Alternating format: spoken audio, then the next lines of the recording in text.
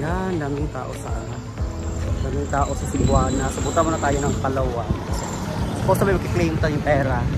Eh, hindi nangyari kasi madaming tao. So 6:30 pa naman sila magsasarado. Punta tayo dun sa Palawan Pawn Shop. Ayun, sa dulo. So kukuhanin na natin yung alahas natin. So good thing may konting kita. So unti-untiin natin yung mga utang natin. Tutubusin na natin. Yan, madami ding tao sa loob.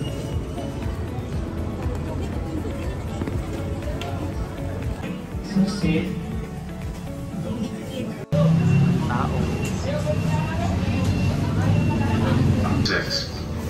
Please proceed to counter 2. 2015, no?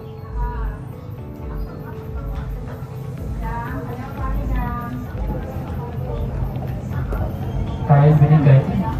Dara Sa guard ni. Sige na lang taan. Thank you.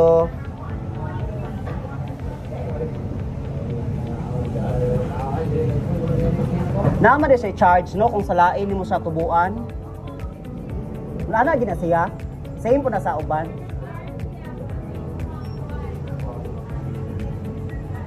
Okay. Nasako ba na di ay? Pero dito gipa-print. Hinahinayon naglukat kay daghan-daghan na. Mauna ni siya mga kamik na dire. Andito na po, Bisaya tayo na. Andito na po yung confirmation niya, yung binayaran natin. Tapos andito na to yung alahas natin na anchor na 21 karat Saudi gold. Tapos may suki card po yan, no? So dito yan sa Palawan Pawn Shop. And busy na rin. Daming tao. So ayan mga kamix, na ito po yung isang alahas na kinuha po natin galing ng Cebuana naman to mga kamix. Necklace with pendant. Yung necklace nito is 18 karat. Yung pendant nito is 21 karat. So sinama na nila, no, inisa na nila. So hindi na tayo nakapag-film kasi medyo naging busy tayo, no? Marami ito yung ginagawa nung time na yon. So if you want to know mga kamix kung magkano ang sangla dito, magkano ang kuha, tsaka yung details ng alahas na ito, just watch other videos po mga kamix, yung pagsasangla po natin ng mga gintong alahas.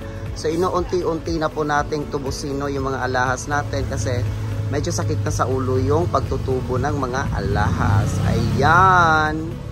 Andito pa mga kamix yung isang alahas na tinubos po natin, no. Ito naman is galing siya ng Palawan Pawn Shop. Okay, so flex na natin, no. So inuunti-unti natin silang kuhanin. Kasi para hindi na tayo magtubo, no?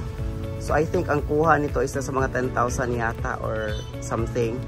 Basta tingnan yung mga kamix yung sinabi ko kanina. May mga video tayo yung about sa pagsasangla sa Cebuana tsaka sa Palawan Pawn Shop. Okay?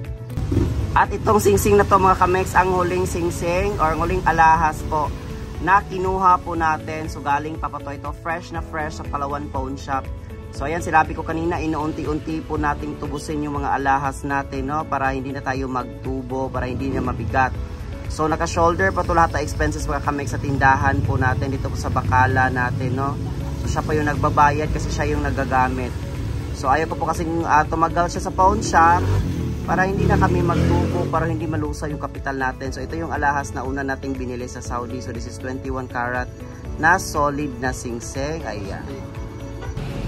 So ayan mga kamix, dito na po tayo natatapos, no? And sana po may natutunan po kayo sa video na binahagi natin ngayong araw mga kamix, no? And dito na tayo mag-i-end sa bakala po natin, bakala number 1 mga kamix, no? Kasi marami tayong ginagawa sa buhay, busy tayo. Char lang, kunwari, busy talaga mga kamix, walang If you like me to do something, if you like to feature something mga kamix, just comment down below po and gagawin po natin in the future. And bago po ang lahat mga kamix, no, please follow me also to my social media accounts, to my Facebook page po mga kamix, Arnel Hintapa Villarin sa personal account ko, and Arnel Villarin po mga kamix. I-follow din po yung pinsan ko na si Jeff Alfar, so na may Facebook page din po siya. So ang sinishare po namin is about po dito sa bakala po natin or tindahan po natin. Okay, thank you for watching and see you in the next vlog.